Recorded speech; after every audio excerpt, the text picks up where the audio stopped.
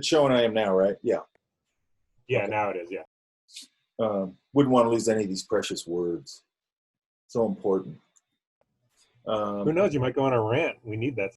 Oh, that's true.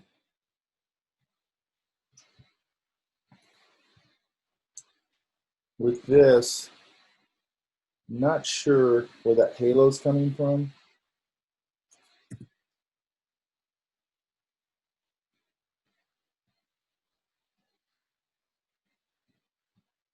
Go to our channels, okay, right? So I'm going to go through here real quick, Ian, and just see if we can identify what you missed. So we went, our red was our darkest value, right? Yeah. We made a copy of that.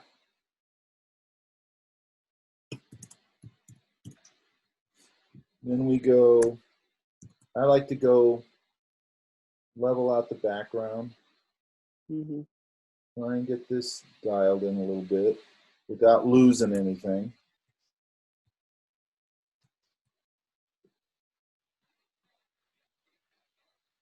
That looks pretty good. Make a selection.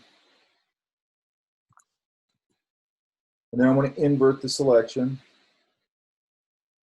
Let me get rid of this.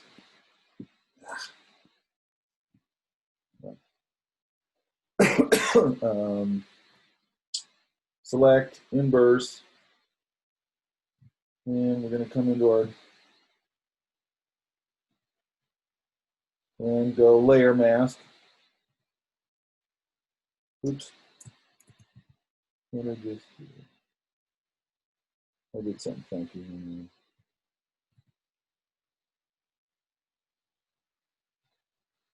there. There it is. I'm going to put a background here.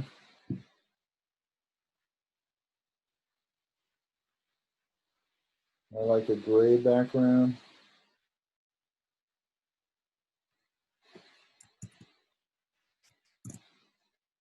Then I'm going to option click my mask.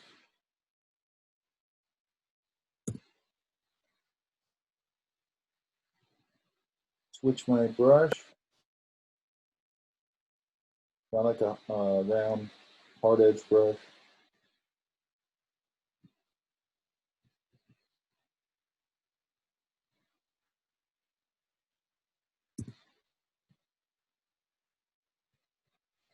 Oops.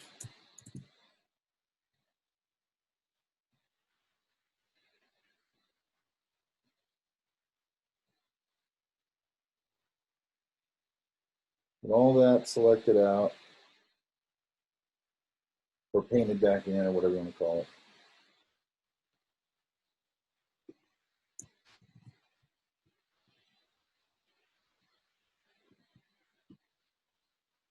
Sometimes I can do, oops, sometimes I can do my overlay trick with this. Let's see if we can. Let's go overlay.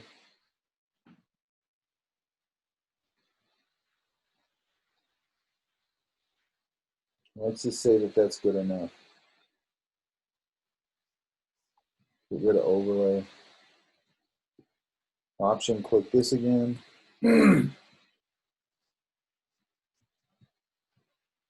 Okay, so all that makes sense? Yeah, yeah, definitely. Okay. And then we went here, made a new layer. And then option, created a clipping mask, right? Mm-hmm. Then all we did was come in here with our stamp tool. Stamp that.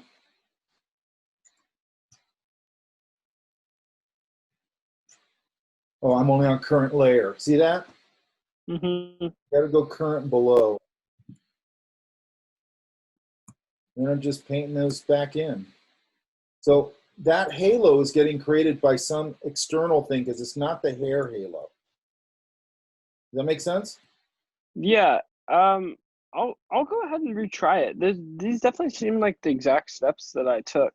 But I'll go ahead and retry it. I might have had to I mean, I might have had the clipping mask on, like on the wrong layer or something, because like in the recording, that part is like cut off by the Yeah, I try and pull it face. over. Sometimes I No, forget. yeah, it's not a big deal. But I'll go ahead and try it again. So anyway, yeah, I have a feeling it's something to do with the maybe with the clipping mask, and maybe it might be Yeah, that you were on the wrong layer. You have to have current below because you actually want to affect the layer underneath it. got you. Okay, yeah, for sure. No, I'll give it another try. Yeah, if you don't get it, make sure that you contact. Because I want to make sure you get that. I think it's important. Yeah, for sure. I'm going to take a quick look at some of these. And what I'm going to talk about today is just real. It's a real quick thing, but it just popped in my head this morning that I should have showed you guys this. You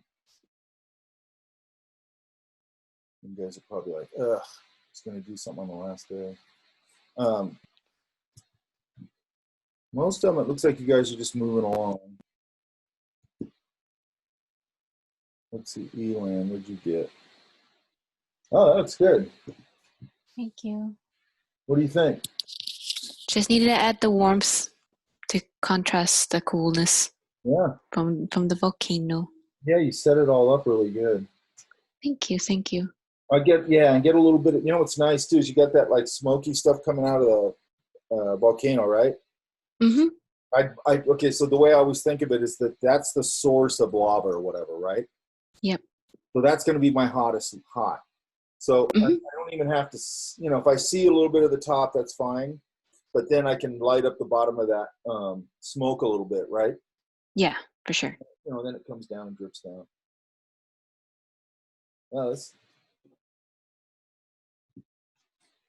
I like this stuff. Everybody thinks you have to go in and hand paint all this texture like that.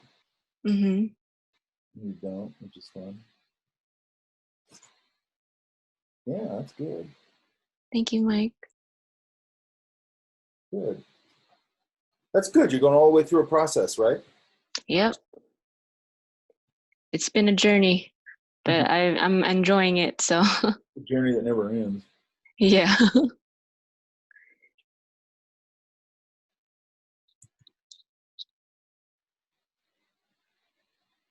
Oh, this is interesting. Yeah.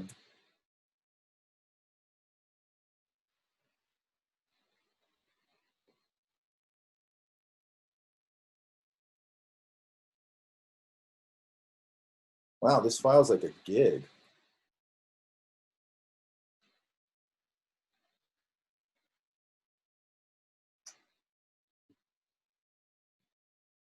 Very excited about fall, by the way. Hey, Victor, did you change this all up? Yeah, I changed a few things. Well, it looks good. Yeah, you did a lot of work in here. Right on. Good. What's your major? Animation. Yeah, okay, so make sure you've gone over that stuff that I gave you from Frank, right? Yeah, I checked that out. Okay, good. Have you had that class with Frank? Which class was that? Yeah, he teaches 2D and 3D animation. Yeah. Plus all our 3D classes and all that. Yeah, did you guys ever hire that animation teacher that you... I have the interviews tomorrow and next week. Or we have the interviews tomorrow next week.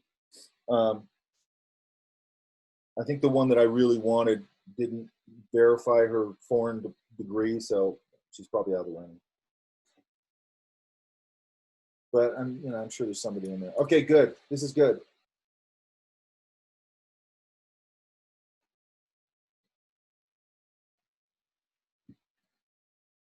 I'm looking at chat.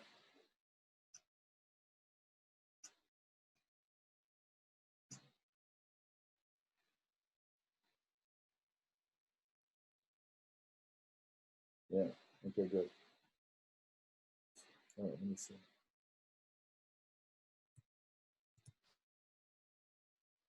Hey, Shino, you there? Yeah, I'm right here. What do you think? I think it looks pretty good. Yeah, I think I'm happy with it. Good. Okay, good. Now, after this today, after we get done in here, I'm going to put the final folder up. So just drop whatever you think your final is as a JPEG in there, okay? Okay. To everybody, right?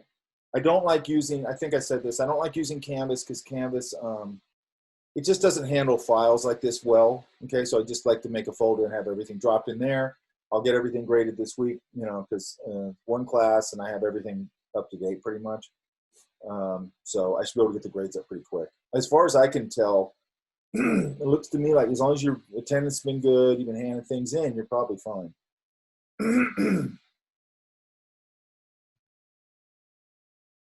Is that the original picture? That's the original picture.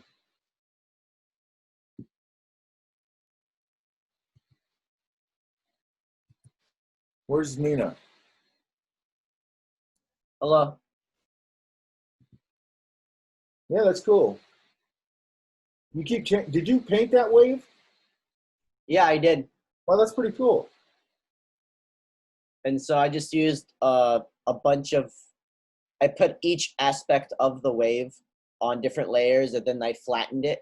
Oh, okay. So that way I can do a grisaille style like painting. And so that background right there, that's all of that stuff I'm just adding in the colors now.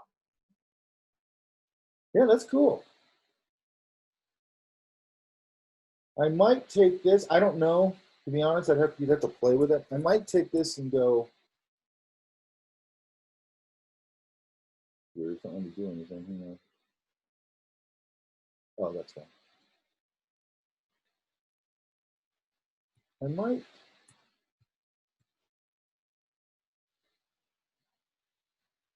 And I don't know. I don't know if this will work or not. Hang on.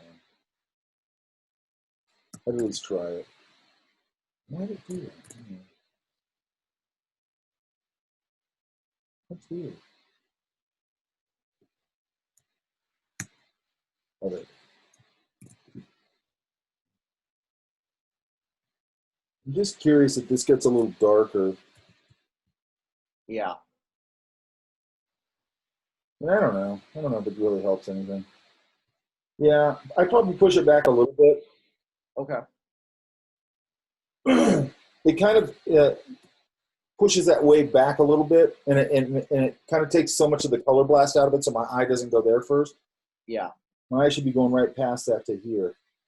So just work more on the depth of field with the colors?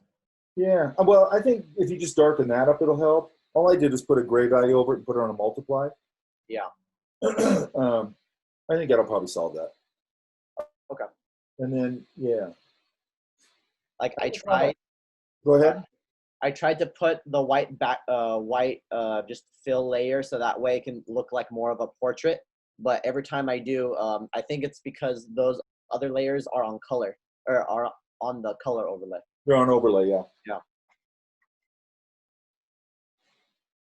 Well, what you could probably do, I mean, at the end, you could just export as a JPEG, and because you have this blank area around it, it's going to become white. Mm-hmm. Or anything flat in a TIFF, whatever. Mm-hmm. But you could also probably go, because there's your selection, right?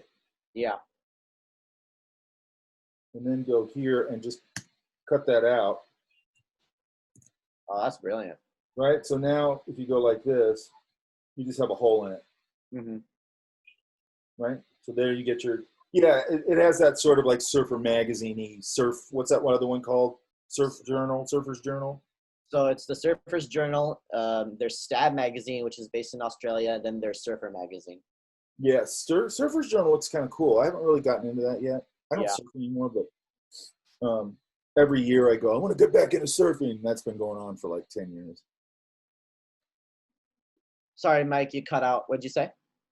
I said for like 10 years I've been saying I'm going to get back into surfing. Every summer I go, this is going to be the summer. Mm-hmm. And then I just go, I just got to get a damn boogie board and go down and just go start getting in the water again, Yeah, there's nothing quite like it. I haven't done it in forever, and I always have missed it, It's one of those things where the first time you go after a while of not going is going to be the hardest, but once you get back into the groove, it's just so easy to fall right back into it. I don't know what beach culture is like anymore. There's like no rules out in the water. It's like the Wild West.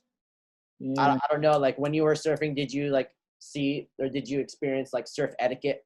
Like people, there's like a certain amount of like respect out in the water for like the older generation. Now there's like, and like Malibu especially is the worst. Like people just take off on your wave. There's like no unwritten code anymore. Yeah, there used to be like I was coming out there when I was 13 or something. You know, you respected the older guys that were out there. You know, it was their thing. You know, and then you sort of got waves where you could and stayed out of their way because I mean they were good. You know, so you didn't want to screw them up. Mm-hmm. And then there was all that locals crap that could happen in certain places. And then, but I mean, other than that, you know, it was kind of a rowdy culture, but it was everybody. You know, you were fine. You know, as long as you didn't screw with anybody. The thing I say about it now, though, is it just seems like everywhere, our whole culture now just seems to be kind of douchebag culture now. Yeah, it sucks. Really aggressive. That's one aspect I don't like about it. Well, that's just in everything now. I just had a guy yesterday. I went out to, God, where did I go? I went down the hill for something. Anyway, coming back on the freeway's crowded. All of a sudden I hear this bang on the side of my car, and it's this dude on a motorcycle who apparently hit my mirror. And then as I'm looking up, he's driving past me, going through traffic, flipping me off, and driving all crazy and stuff, like almost hitting all these things. He knocked the mirror out. I got to take my car down today and spend $200 and get it fixed. Oh, man. You know what I mean? And it's just like super douchebag culture, you know? Yeah. That sucks. That's like I tried to catch him, but he was going down the middle of the thing, so I went out on the shoulder, and I was jamming down the shoulder trying to catch him, but he was, you know, he's in the middle. I can't. That just ruins your day. Oh, my God, it pissed me off. You have no idea. Yeah, man. And then I got to go deal with it today. Okay, enough of that. I'm sorry that happened to you, Mike. Yeah, I'm trying to just not let it get me all pissed off. It's just I got to fix it, screw it, whatever. Okay, where's beach activity that'll help? Well, the good thing is we have the lake's right here, so I go down to the beach. We just went down we have a beach right there on the lake, which is really cool because that's mellow. Nobody bothers you there. Plus, it's private, so you have to live within X amount of distance of the lake to be able to access it. For sure. Okay, I'm still not understanding. Is this shadow? Where's Noah? Is Noah there? Let's see him. Okay, I don't see him.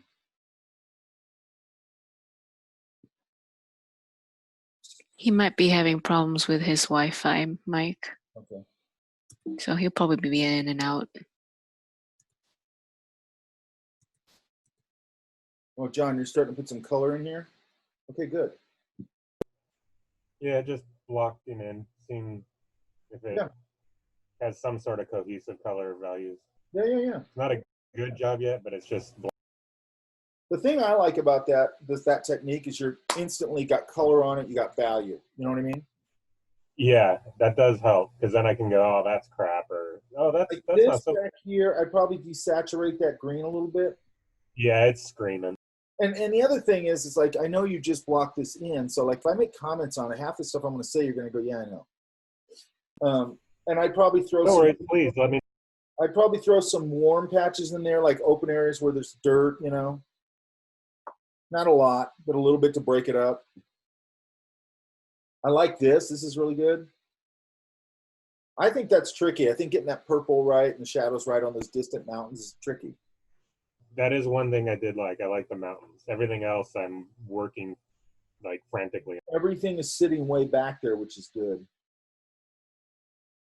I might at some point. What kind of day is this? Is it overcasty? Is it a little gray, right? Yeah, that's why I was getting a little bit of that spotlighty. Even though I kind of have little floaty clouds, I was thinking maybe all the clouds are off to the other side. So the warmth kind of focuses. You know, sometimes the clouds will get these, you know, pops of light in there. I mean, you might want to play with that. You know, with the sun sort of behind it and you get those silver clouds or breaks through or whatever, right? And again, I don't know if that. Yeah, I'll look at that. Try it. And then this green and this green are pretty similar. They're almost the same, right? Yeah, they're the exact same color. This is literally just a color block. I just smashed it Yeah, in there. yeah. So I might just go and grab this green right here and just warm it up a little bit. Because this one over here, which I think is fine, goes a little bit Viridian, and Viridian's cool. It goes back a little bit. yeah, and those are more trees, Yeah, I like might warm this one foresty up a little trees. bit. You know what I mean? Okay, yeah, definitely. Whenever you're greens, they always say is the hardest color to manage. I think it's kind of true, but like I was painting one time on the, I don't even know what river it is. I don't know, maybe the Kern River. I don't know what it was, but it's out in Knights Landing. Wherever, up north. And when you're sitting on the bank of the river, it's just dense trees. Like all you can see is trees on the side of it. It's super dense, right? Weeping willows, all these different kinds of trees. And the only way you can break that up when you're sitting there painting it, the only way you can break it up is by the temperature value and the value of the greens, right? Yeah. Otherwise, it becomes a wall of green. You know what I mean? Yeah. Yeah, those are tricky. And then the grass is green and everything is green. Everything is green. I mean, everything was green. And it was just a wall of green. So you got to go, okay, how do I separate this? Okay, temperature, Definitely. Thank you. Okay. Yeah, you're doing the right thing. And we have till midnight on this tonight, right? Yep, working on it now. I mean, most of the ones I'm looking at, because, okay, so like when I did the video on doing this technique, the Brassai technique, the painting thing, there was a bunch of parts in that, depending on where I was handing that off to, there's a bunch of parts in that where I could have called that done. Does that make sense? Yeah. But I'm taking it further, a little further, and then I could still keep going on it. It's like, when do you call it done? Like I'm going to print that large because the dean wants a large version of it for his office. So I'm going to print it out on crappy paper, large, and go, okay, what doesn't work now from a large printed perspective? And I'll go in and tweak a few things, and then I'll have it printed. Nice. Because it's different. Huh? I was going to say, just FYI, Noah's back. Oh, he is? Okay. Yeah. My computer just disconnected 3 times in a row, and the Zoom call crashed all those 3 times. In a cave? Okay, what I was saying here is make sure again that this shadow stuff is coherent. This one going across the top is a little confusing to me. Yeah, I need to change that one. I just left it because I wanted to work on the other ones, and then like the other glows, shadows. just make sure you got a hot spot in the middle of that glow, right? Yeah. Oh, I like you change the background. That's way better. Yeah, those glows are just like reference points of where the light is coming from for that figure. Whenever I'm commenting on something you're working on, I'm always leery about it because I know there's a lot of things you already are. I'm just saying things you already know you're going to do. Yeah. Okay. All right, good. Okay. I want to go over this. If anybody doesn't have any big question, I'm going to go over this technique, okay? So I don't know if you guys have ever noticed this. I think the reason this came up is because I was watching something yesterday, and they were talking about filling the line. I'm not a big fan of that, but there are things you can do with the line in an illustration, and it's a style of illustration you see all the time, okay? So I pulled up, where is it? You see it, you used to see it a lot with, let me see if I can find one.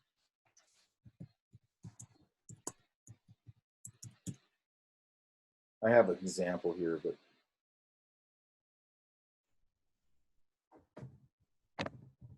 I'd like to find.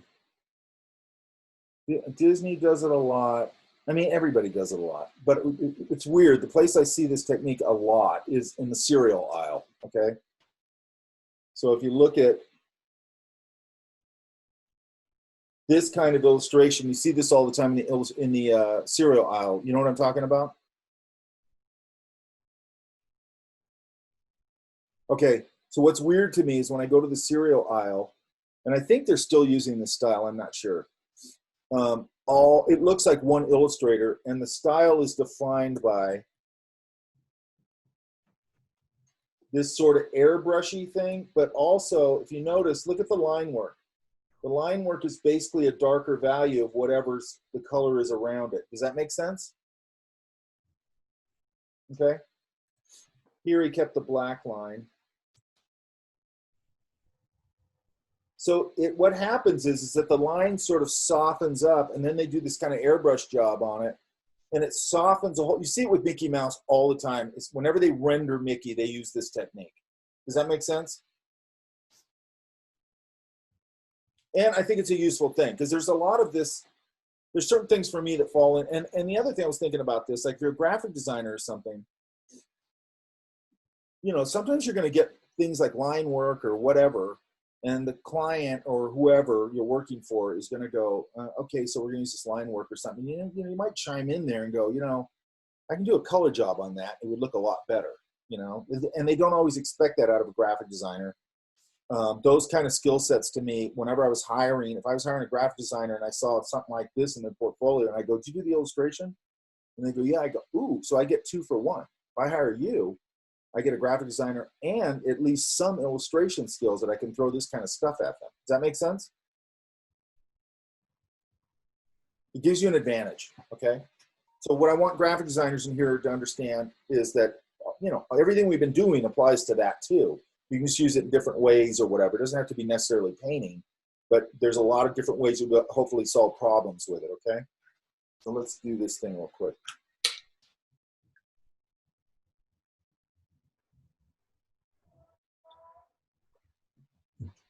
Sorry. Okay. So I pulled up an image of Mickey. Let's get a color image of Mickey first. I need his color palette.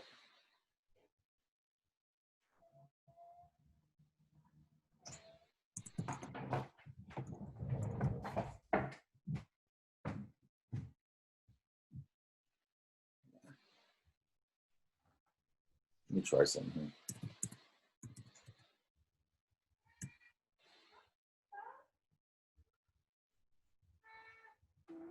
Oh,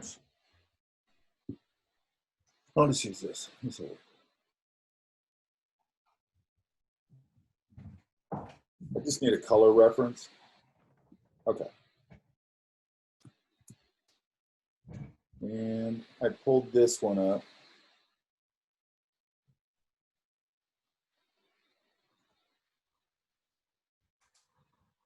Okay.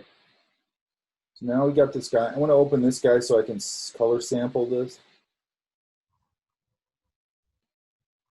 And then I'm going to do the same thing I did before. So we're going to use channels again. Okay. I talked about this really briefly before. Not what I'm going to do today, but just how to get this. By the way, this is not a great drawing. So I'm shrinking this whole area so the computer has less to think about. Okay. And what I'm going to do here is I'm going to go Command All, or I can go up here to, I think it's under Select. Hang on. I'm going to pull this over so you can see that whole thing. Select All right there, or Command A, okay? So I selected everything. Then I'm going to go here to my channels. And I'm going to go, oops, New Channel. It automatically calls it Alpha. I'm going to call it Mickey. I haven't done this in a while, so hopefully I don't screw it up. And then I'm going to turn this on, and I'm going to cut and paste, or I'm going to paste my image in there. Hang on.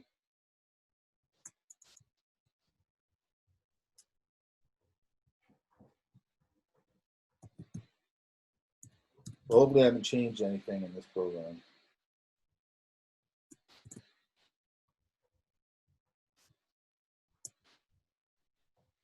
And then I'm going to invert it. Hopefully it got my, I'm going to go select inverse. No, hang on. For some reason it's not pasting. Okay, I think I didn't get this copied. Hang on.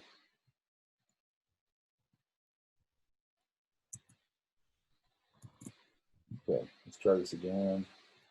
Channel. Oops. New channel. Let's call it M. Turn it on.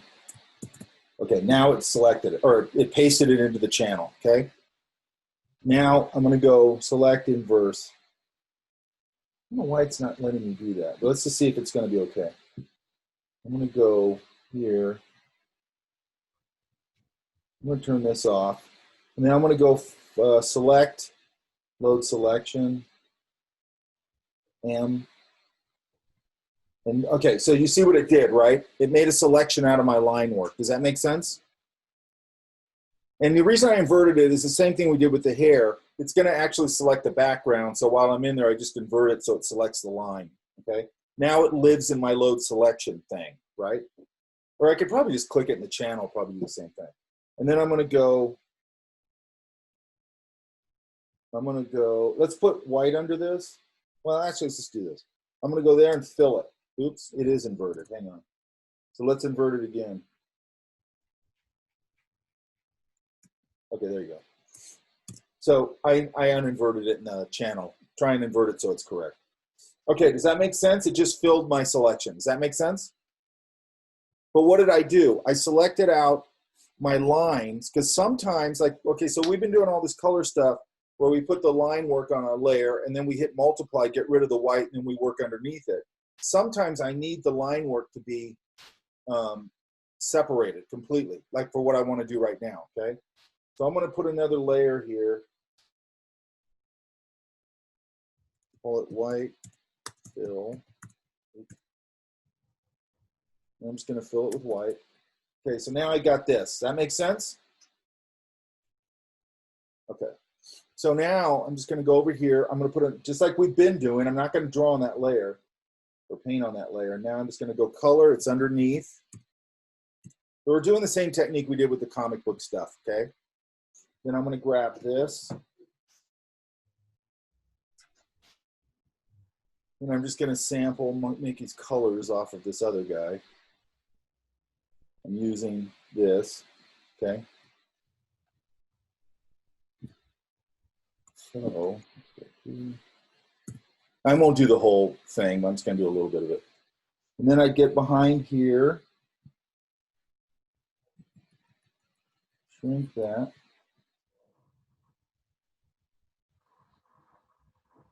And obviously I can just go behind the black. I don't have to worry about it. It should be dense enough to cover it.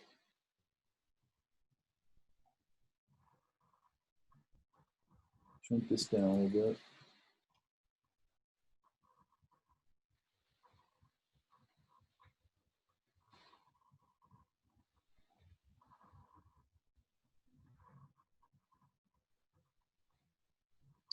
We'll just get a little bit of them.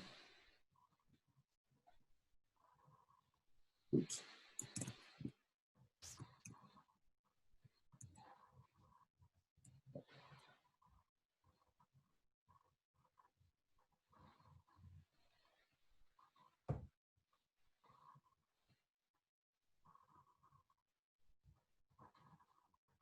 We'll get enough on here.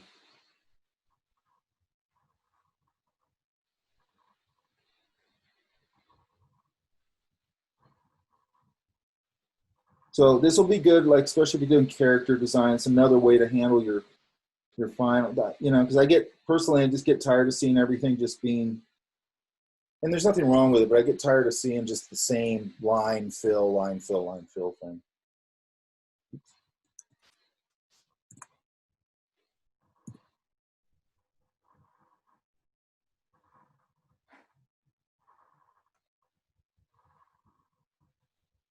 And I'll just do his shoes, and that's it. Okay, so let's go.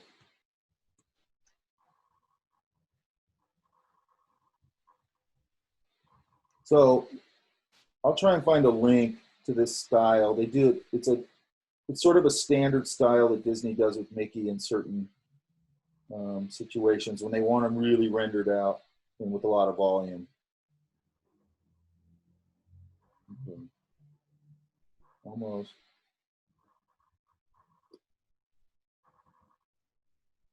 This in here too, by the way, this red, should get a little darker version of it right in here.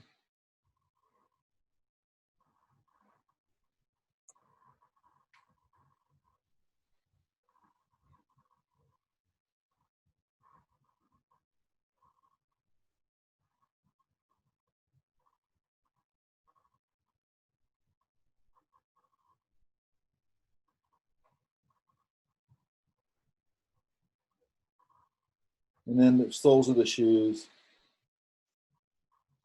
That would also probably get a little darker. Doesn't really matter for the purposes of this, but.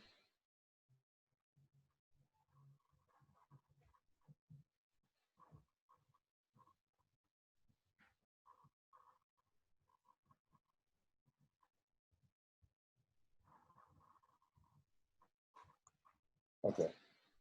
All right, so all that makes sense, right? Yeah? Okay. Now, here's the line part.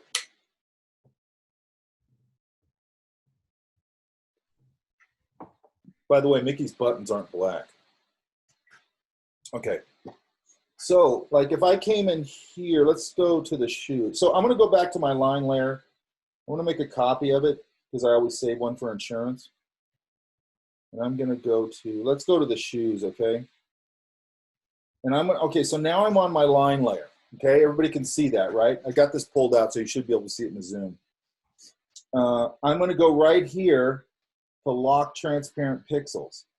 So, and we talked about this. What that's doing now is it's locked off and I can't paint on anything that's transparent. I can only paint on the object, okay? And a lot of times people go, oh, well, just select your line work. A lot of times if you do the selection on the line work and you start painting into it, it gets weird edges and stuff like that. This works better, okay? So I'm going to take this yellow and I'm going to go to a really dark version of it, not black. And now when I come in here on this layer, it allows me to paint just on the line work and start to get that nice colored line work going. Does that make sense? Okay, good. So might need to be a little darker. And I don't have to worry about it because it's the transparent pixels are locked off, so I can't paint on anything I don't want to paint on. Like here, I just went over that a little bit so I can come in there and just paint the black back in. I'm going to grab this again. You know, and I can start doing this very neutral. You guys recognize that line work, how they always do that with the darker version of the color? Yeah, I see what you're saying. You'll see it all the time. I'll send a link. So let's go a little darker. See what that looks like. That's not terrible.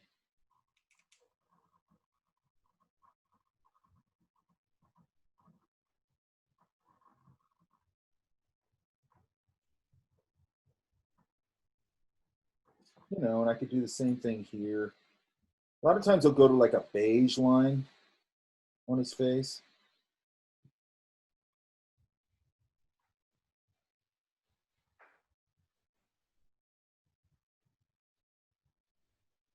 I don't know how I'd handle that part.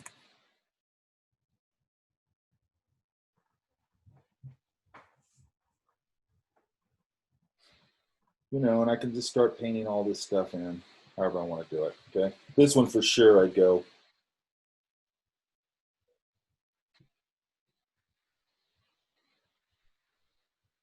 And what it does is it softens up that line, and then it sets me up to go, okay, now I'm going to go, you know, if I, you know, I get all that done, obviously. And if you ever notice with Mickey, they'll do, when they start to render him like this, they'll go to this sort of really airbrushy thing. Like this. Let's try this one. Let's go back on the color layer. Actually, I'm going to go above it. Go a little wider. And I just want to see how. Oh, that's underneath the line work. So I got to go on top of the line work. Okay. So that's not airbrushing enough. So I'm going to go to this one. Still not airbrushing enough. I'm going to really knock back the opacity on this. But what they'll start doing is going in, grabbing, you could do it with the dodge and burn tool a little bit, or a color dodge or a color burn. You know, and you'll come in here and start to render this stuff out, okay? Usually with Mickey, when they're doing this, they'll pick a blue. I don't know if you ever notice this. Not like that blue. Really different. Like they'll give them a little bit of blue reflected light. This kind of thing. And I'd come in here and I'd soften up these edges a little more. You know, you probably get a little bit here. And, you know, when you start doing the colored line and then that airbrushy thing, it softens that that line. Because to me, and sometimes that looks fine, like in comic books, they use that black line and all that, and it's very bold and everything, but sometimes it's a little harsh. Does that make sense? Especially this stuff. This is kid stuff. It's like cereal boxes. It's all about soft and stuff. That's all for kids, you know what I mean? You don't want a bunch of pointy edges and all this kind of off-putting stuff. You know, it's warm and fuzzy, round and soft and all that kind of stuff. Does that make sense? So basically all we're doing is we're doing this kind of the same thing we did with the hair or any of that stuff. We're pasting this in to our channel. And since it's already a black and white drawing, it's very easy to make a selection off of it. And then I can load it. And now I've got a floating. And I've also used this to solve, like somebody one time when we were doing packaging, they found some copyright-free, really cool like engraving, like a Happy Holidays engraving with all this cool lettering. It was all very Victorian. But we couldn't use it for some reason. I can't remember why now. And I used this technique to separate it all out. And then I went in and kind of tweaked it and fixed it. And then we were able to use it. Okay, so it had nothing to do with color. It had to do with I needed that separated. Does that make sense? Okay. But in this case, like I said, if you're a graphic designer too, sometimes you get stuff and they'll go, oh, we're just going to have to use this. And you go, no, we don't have to use this because I can do this to it and make it look a lot cooler, you know? Because otherwise you're going to, you know, you're going to have to design around just that, right? That make sense? Okay. So think about that, like also when you're doing your character design, if you're in a character design class, you're doing your lineup, maybe you finalize them like this. It just makes them look a little more rendered without having to do a lot of work because you don't have to do a lot of work to do this, okay? But it'll help you get that rendered look, you know. When I was in classes, I always wanted to try and do something to separate my work from everybody else's, okay? So if I had some technique up my sleeve or something, I would use that, okay? And,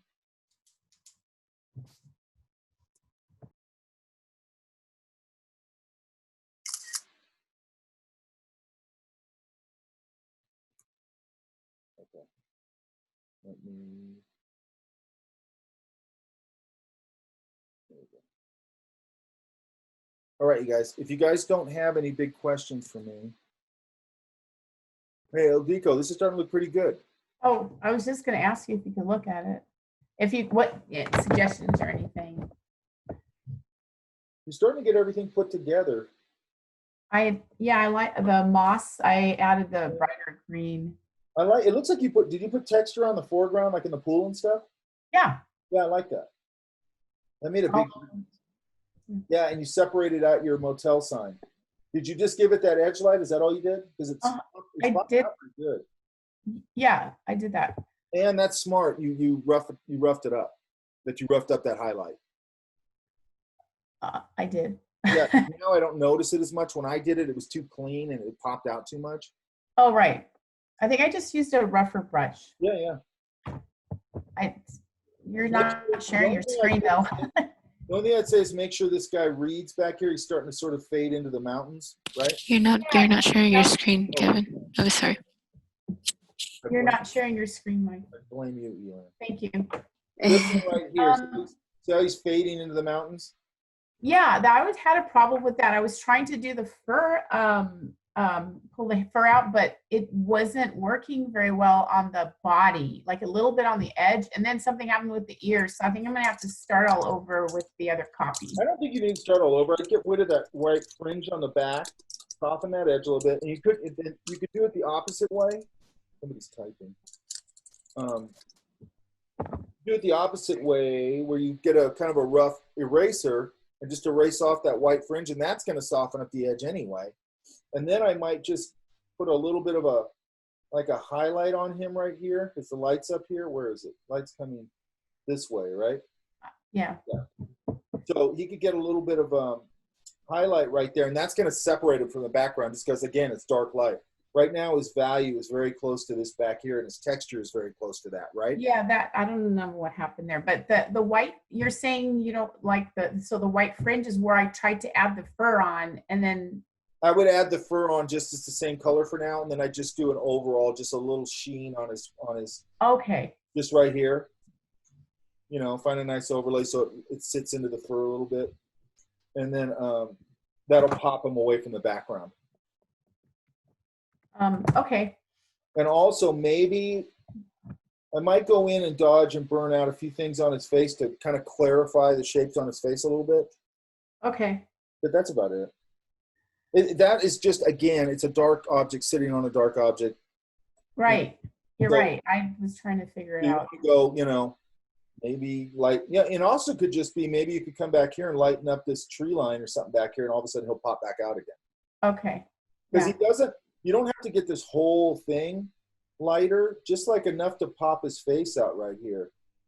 Yeah. Probably all you need. I think if I see the face and then it sort of fades back, that's okay. I just want to make sure that I got a read on that where I'm like, oh, okay. That. Okay. So that would be like, it's like a tertiary read, probably like a third read, right? Yeah. But so I was having a problem doing the fur brush on there. I don't know what, I think maybe because I put an adjustment on the wolf beforehand and Okay, somehow it wasn't. Now that, not an adjustment, but you got to make, you had 2 layers on that. So you had an overlay layer on it, right? Yes. If you're working, you might want to make a copy of those 2 layers and then flatten them, keep the other 2, turn them off. Yes. Because if you're working on like your overlay, it's not going to do much of anything. Yeah. So I would combine those 2, and then I can just work the edges of it, and both of them will be changed. Okay? And that should, you know, and by the way, you could do it with a mixer brush. You could do it with a smudge brush. You could do it with, I don't know, soft brush. You just come in and sort of paint out some things. You know, I mean, there's a bunch of ways. All you want to do is just kind of, you maybe the blur tool. Sometimes the blur tool gets a little too blurrish looking. Yeah. It won't, you know, it just isn't what I'm going for. But sometimes it is. I had a one of those question. ways will work. Okay, that I will try that. I think I might have to do it over again or something, but I don't think you do it over again. I think you just, you should be able to, or maybe even if you're going, okay, I'm on the final pass on this, then maybe you go, I'm just going to export out a JPEG or whatever, in this case, a JPEG, and just go, okay, now it's flat. Now I can just go in and smudge that edge out and, you know, just do your final pass. That way you're not dealing with layers anymore. At some point, sometimes you kind of go, I'm going to export a flat version of this and start just painting on it. Oh, okay, I see. Yeah. I have a question about like a textured, I wanted to do kind of like a textured background, like it's on textured paper. Oh, okay. And I know that John had those textured papers but I didn't know how to. It has instructions on it, but from what I can understand, it seems like you have to kind of build it while that's in that environment. I think John would know more. Where's John? You can just dump it in there too once you're done. Can? Yeah, I didn't know. I would just flatten and put it in there, or you can do layers too. It says artwork goes here, so there's a certain layer area you want to put it in. Okay. The other option you have there is go get a texture, reduce it down to black and white, and find an overlay, right? That too. Or go the other way. Like once you have your flattened version, now you have a whole flat thing, create another layer underneath it, and then put that on overlay. You could try it either or, okay? Whatever works better. Because what you don't want it to do is affect your color too much or any of that stuff. Right. The one that John has, I'm sure, is designed specifically not to screw up your color because they made it that way. Yeah. When I'm doing an overlay, I got to be careful that I don't screw up my color when I do that, okay? Which is why I always take the color out of those things. You could probably do it with a bitmap too, but I haven't done that. Well, because so I don't know how you export it into Photoshop since it's a function but not a brush. Do I just take it into Photoshop and it'll? Are you talking about those paper things? Yeah. There's a PDF on how to use it with it. Oh, okay. It's not hard. It's what John just said. It's like you have this environment, you know, they have all these layers, however they did it. And then there's one layer or something, folder, whatever it is, and it goes artwork goes here. That's where your artwork goes. Okay. I'll look at that. Yeah. Okay. Oh, thank you. I didn't know you could just drop it in there after the fact. Hang on, I'm looking at the chat. Yeah, I've done it both ways. Started out on the layers in between and painted through, and also just dropped it in when I was done. They're almost identical. The other cool thing is if you need to resize, it automatically fills that paper space. So it's kind of cool for those little things.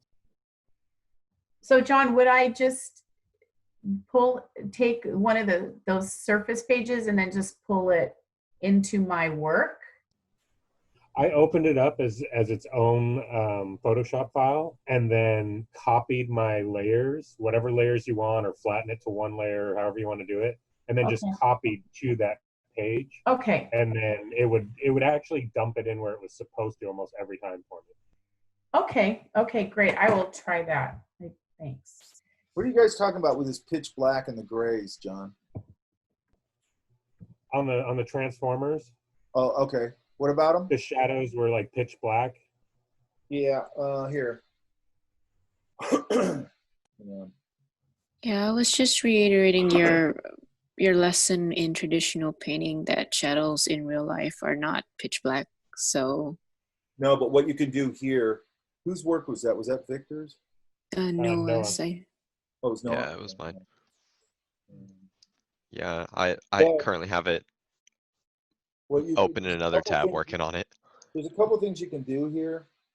So on that layer, which is that, if you think it's too, I should be able to go to my levels and just change it. Yeah.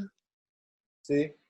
Oh, that's so much better. Yeah, just like that. See, actually now it doesn't look so confusing to me, actually. Mm-hmm. Okay. Yeah, it just looked too dark. Yeah. So that looks so infinitely better. Where do we go then? It's too dark. Our levels just go light and dark, correct? Yeah. So we just go in and we adjust it. That's why if you notice, I say this all the time. A lot of times when I throw a color in there, I'll go, I don't care what color it is, I just got to get a color in there. And then I'll go to my hue saturation, I'll dial the color in and go, oh, I like that color better, right? Same thing with value. So a lot of times I'll just go, I'm throwing the value on there. I'm just going to go, because I can adjust it with my levels, right? See, that looks a lot better. Yeah. I'm glad you guys mentioned that because I didn't even think of that. Yeah, thank you so much. Well, that's you guys, man. Yeah, so just level it off. Man, that made it look way less confusing. Okay. What else? Oh, I'm looking in the chat. Hang on. Zoom has this weird thing where it puts windows in front of other windows and you can't activate them.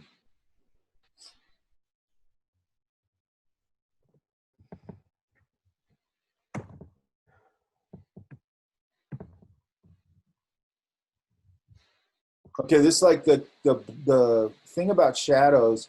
Shadows have a lot of color in them. Okay, and they're usually, you're safe with a darker version, a darker grayed down version of the local color, and the local color is the color of the object. Does that make sense? 100%. Yeah. So if I have purple, my shadow value is going to go desaturated, darker purple, right? Mm-hmm. And start looking at these things. I don't care what kind of design you're going into. I don't care if it's graphic design, I don't care if it's illustration, painting, whatever. Make sure that you're looking at those things. I look off the deck back here almost every night because we get this crazy sunset off the deck every night. And every night I go out there and look at it and I find stuff that nature's doing that I didn't see before. Does that make sense? And they're cool little things that you can use, like not just an illustration, but you could use it in a graphic design idea or whatever. The other night, the orange, and then I try and figure out what's going on, right? So I look at it and I go, why is that doing that? That's so weird, that color. And then I try and deconstruct it and go, why is it doing that? But the other night, it did. So we get these real orangey sunsets, and then sometimes the orange goes really magenta, so it's like a cool orange. And then there's these mountains in front of it, these hills in front of it called the pinnacles, right? They're all rock. It's sort of like Joshua Tree if you look out this way. And as the sun goes behind that, starts to go behind those mountains, those rocky mountains, they go screaming purple, right? And why? Because it's pushing the complement out. You got that orange back there, and it's a cooler orange, and it's pushing out all the blues because you put them next to each other so intensely, it really pushes, they push each other. Does that make sense? Yeah. But what was cool, because that I know, we all know that, right? But then I was looking at it, and as it got really, then the sun started going really down behind that mountain. The mountain got, if I asked somebody what color the mountain was at that time, when I was looking at it, when it got darker, they go, well, it's kind of black.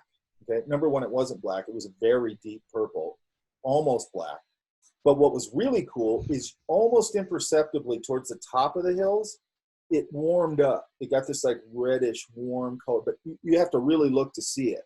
But it's something I never saw before, and I was looking at it going, man, I'm gonna throw that in a painting one of these days. You know what I mean? And it's just something now that's in my toolbox that I can go. I don't care if it's an illustration or whatever. I'll do that. If those mountains are that dark, where they're starting to look a little flat, I can just put a little bit of that warmth up there, and it'll be almost imperceptible, but it's gonna really help make it sing a little bit.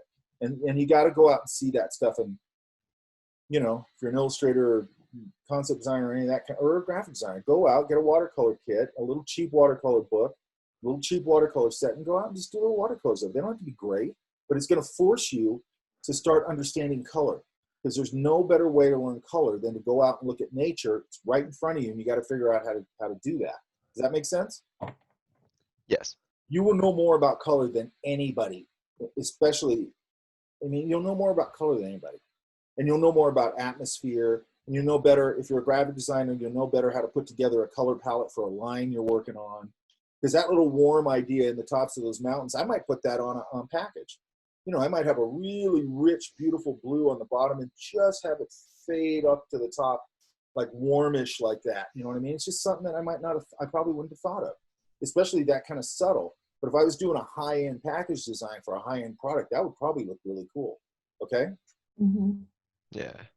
But you got to, I think anyway, as a designer, and I probably said this, you've got to catalog the world all the time. Like, you can't see the world the same way everybody else does anymore. And if you're into it, it'll happen on its own. You won't even have to really think about it. Your brain just won't turn off. Like, my brain won't turn off on analyzing stuff. It's actually annoying half the time, but it helps me catalog a lot of stuff. Okay? Like, I will not forget that thing I saw off the deck. And then I saw a shadow, cast shadow. And right now, somebody stole my other glasses. So I only have my tinted glasses, right? They get tinted when I go outside, right? So, which is super annoying because I go out painting and stuff. So I've been looking at how much this changes the color, right? And this has an amber tint to it. So the other night when I was out there was this cast shadow on the ground. There's a hill out there, goes up like that. There's a manzanita, and it's casting a shadow into the dry grass. And when I had these on, that shadow went really, like a really bitchin' purple. And then when I took them off, it was still purple, but it wasn't quite that intense because the warmth of this is intensifying that purple. But I was like, I would use the intensified version if I was painting that. Does that make sense? Mm-hmm. Yeah. You know, and I was looking at how the shadow breaks up. It's something, you know, another thing people don't do. Like, they have a tree and they have a cast shadow, and the cast shadow is hard edge. It's like, how is that cast shadow hard edge when it's laying on dirt and grass and stuff like that? It's going to be a hard edge shadow. When I'm going to paint that, I'm going to take my, you know, rough brush and paint the shadow with that rough brush so it feels like it's picking up that ground texture. Does that make sense? Yeah. I'm going about this shit all day long. Unfortunately for you guys. Okay, I think that, okay, any other questions? Nope, not for me. Okay. I'll just look real quick in here. I was wondering how much different, I mean, I know it's different to paint from real life than from a photograph, but The difference? still get a good sketch off of photograph in a sense. The trick with so you're talking about working from photography, right? Yes. The trick with working from photography is doing what I just said. You have to get out and look at because like I've seen, I don't like systems. I don't like classes that are based on systems. I see that kind of stuff all the time where they go, hey, here's this workshop and learn how to draw out of your head. It's like, dude, the way you learn how to draw out of your head is you get in a sketchbook and you draw all the time. And right. Then that's how you do it. And the same thing with this kind of thing. And again, I'm not saying you have to go out and become some monster plein air painter. And plein air painting just means painting outside. But I don't care if you're a graphic designer or whatever. I don't even care if it's representational. I don't care if you just get color washes and just go out there and go, I'm going to try and capture those colors. And then what I always say about work, so I've seen workshops like that where like, learn how to work in photography. The way you learn how to work in photography is to go out and look at stuff from life, and then see photographs, you go, that shadow's not that black and that shadow's not that dark. You know. You know what I mean? Okay. So Or basically you know, it's better to look outside. huh? It's better to actually get it, you look at outside at what you see. Yes. Once you get enough of that information in your brain, when you look at a photo, you'll know, because you'll look at it and go, whoa, that photo's flat. And you'll go, that light isn't that dull. And that shadow's probably got a lot of blue and purple in it because there's such warm light out here. Warm light, cool shadow, cool light, warm shadow, right? Also, you'll notice things like lens distortion, and it's really subtle. Like people don't notice it. Like I don't really notice it either if I'm not looking for it. But like guys like Leyendecker, when he was doing illustrations, you know, he was using photographic reference, but like he would make the hands a little bit bigger because they didn't look right in the photos. Lens distortion, right? I saw a photograph one time of like, I don't know, 4 or 5, I think it was my ex-girlfriend. She was out with her friends, and they, you know how people do that pose where they're all got their arm around each other? Well, it looked like my girlfriend's, because she had her arm around somebody next to her or whatever. But in the photo, it looked like her arm was like 8 feet long. It was super weird. And you didn't notice it until I started looking at it. I go, that's super weird how the camera distorted that. So it's doing two things. You can get a little bit of lens distortion, and for an illustrator or somebody like that, or graphic designer or whatever, those things can matter. And then, and like, I'm not going to correct the photo, but if I'm working from it, I'm going to have to correct things or change things or whatever. And same thing with the color, same thing with the value. It's because what the camera's doing is it has to average, okay? It doesn't have the depth of dynamic range that your eyes have. Your eyes have amazing dynamic range, right? You can look at that cool shadow like I was looking at the other night, and then that warm ground catching all that late afternoon sun. And then, because my girlfriend goes, oh, I want to take a picture of that sunset. And I go, why? To put it on Facebook or something? She's like, yeah. And I go, it won't look like that. Like I see it all the time online. People go, amazing sunset this evening. They show you a picture and you go, that doesn't look amazing. I'm sure it did when you were standing there looking at it, but the camera has to average. So the camera goes, I can't get that full dynamic range, so I'm going to really hone in on the darks, and I'm going to blow out the lights.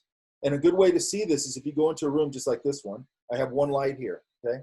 Go into a room with a you know, like a bright window, and that's the light source, or bright windows in a room. And what it'll do is it'll blow all the windows out, like super bright white, and it'll throw the room into almost black. You've seen, I'm sure you've all seen that, right? That makes sense?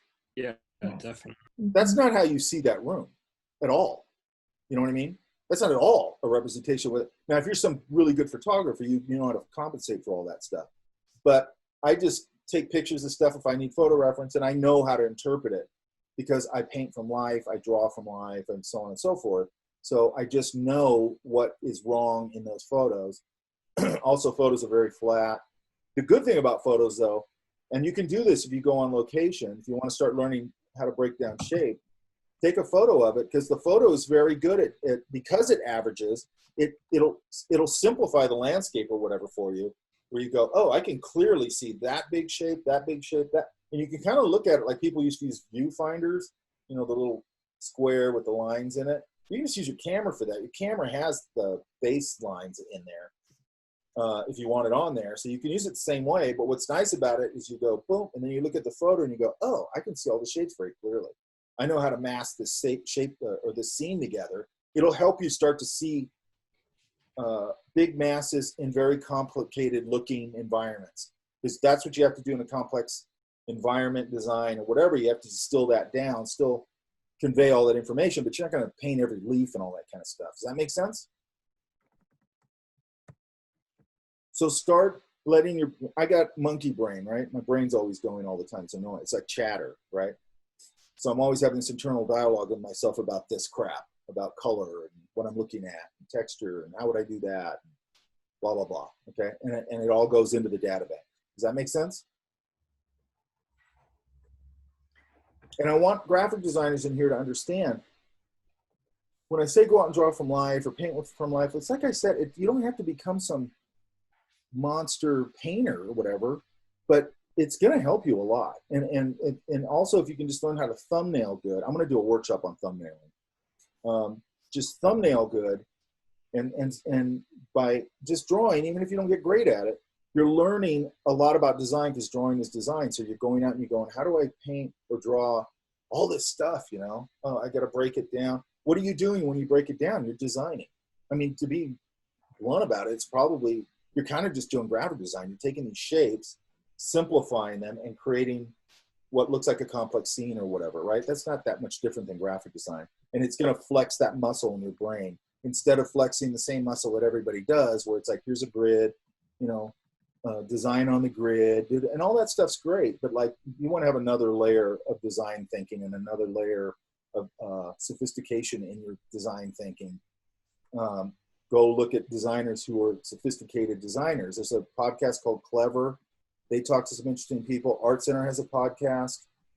99% Invisible is an interesting podcast. Like, listen to those kind of things. People are very high level thinkers and doing big high level jobs, you know, and how they think. They are not fanboys. Okay, they're serious people. Does that make sense? Cool. I've been wanting to listen to more podcasts. So I'll put a couple that I listen to on the cool, whatever you call it. And they're mostly design oriented, because everything's design. Okay, you can be an illustrator, that's design. It's all design. Painting's design. It's all design. So if you haven't got the design part of the equation down, you're kind of screwed. What was I going to say? Anyway, so, and then there's one with Jason Seiler, and that's straight up illustration, geeky illustration crap, which is cool. I like his work. I'm not a fan of his like persona or whatever, but he talks to really interesting people. And by the way, you remember I told you guys how awkward Drew Struzan is? You remember that? Mm-hmm. Yeah. Okay. I don't even know why anybody interviews Drew Struzan at this point. So so like, I don't know, a couple weeks ago, he put up a teaser and goes, hey, I'm going to be interviewing Drew Struzan. And I remember thinking like, okay, I know why everybody geeks out on Drew Struzan, because he's awesome, right? But if I was running a podcast, I would not interview that guy. And it was weird to me because I heard it and I go, how do you not know by now he's the worst interview in the world? So if you want to hear the most awkward interview you've ever heard in your life, and I'll put it up. I'll put up Jason Seiler's podcast. Listen to his interview with Drew Struzan. It's terrible. Does that make sense? But what I liked about him, for some reason, the guy who runs the podcast, whoever he's interviewing, like a week before or something, he invites everybody to do like a caricature of who the guy is they're going to interview, like Gregory Manchess or whoever, some monster illustrator. And then they look at him while they're I think it's kind of stupid actually, but and then they look at it, and the illustrators who's being drawn, you know, they go through it and they go, hey, this is Bob from Montana, you know, blah, blah, blah. And they're always super cool about it. And they go, oh, that's great. And then you look at them, and most of them are pretty bad. Drew Struzan, when they shown him his caricatures, they go, okay, so let's look at some of these caricatures. And the guys always just have fun with it. And he pulls it up, and as soon as he pulls up the first one, he goes, Drew Struzan goes, that's not me. That doesn't look anything like me. And then they go to the next one, he goes, yeah, that's not very good. He just went through the whole thing. You know, he's just like brutally honest about it. And he's not trying to be a jerk. I just think it's part of his weird social ineptness. You know what I mean? Anyway, it's funny to listen. I only could listen to about, I don't know. I think I finally got through it, but it was painful. Okay.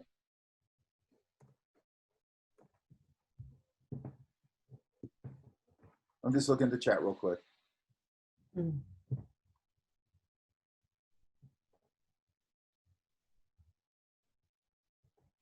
Who's talking about not drawing feet? I did, because Adilko covered her missing foot on the character in the. Oh yeah, we talked about that. That's fine. Yeah. Yeah. Oh no, it was great. It just reminded me of Rob Liefeld, because he couldn't draw feet to save his life, and he was on a video saying that. Rob Liefeld, the Deadpool creator. So Deadpool? Yeah, the guy that created that. He's on the Marvel Way to Draw VHS, saying, "I can't draw feet, so I just cover them up. When in doubt, black it out." Yeah, dude. Yeah. It's hilarious. It's on the Marvel Way to Draw with Jim Lee, Todd McFarlane, and Rob Liefeld. Is that like a panel or something? No, it's a VHS from like the 90s, man. Oh, okay. Yeah, no, learn how to draw feet, Rob, or whatever his name is. Yeah, Rob was the guy everybody criticized. He has bad Captain America drawings, no feet in his images. They would just give him so much shit. But did he just get it because he created something? Well, he was a prominent artist back in the day, but everyone criticized him because it was like he was still learning when he got the job. Oh, okay, well, I get that. You know, if you look up his biggest mistakes, there's a plethora of images where like things are facing the wrong way, chests are too wide, like all kinds of stuff. Oh, that's painful. So he has his crappy learning curve is like actually still out there. Oh yeah, covers of Captain America where Captain America's chest is just whacked, and like people with no feet because he puts all kinds of stuff in every other panel. Like, and he admits it right on the video. He's like, "Yeah, I can't draw feet." Yeah, or not all of it, but most of my horrible that learning curve is in a storage unit, and at some point I'll burn it. Okay. I don't know why I have that stuff. Okay. All right, you guys. So I'm going to put up a finals folder. I want all these in there by midnight, okay? And no exceptions. They have to be done. Like most of you guys are either done or almost done. And even the ones that like you're still working on it, you could call them done. Some of them you could just call them done already. But I like to see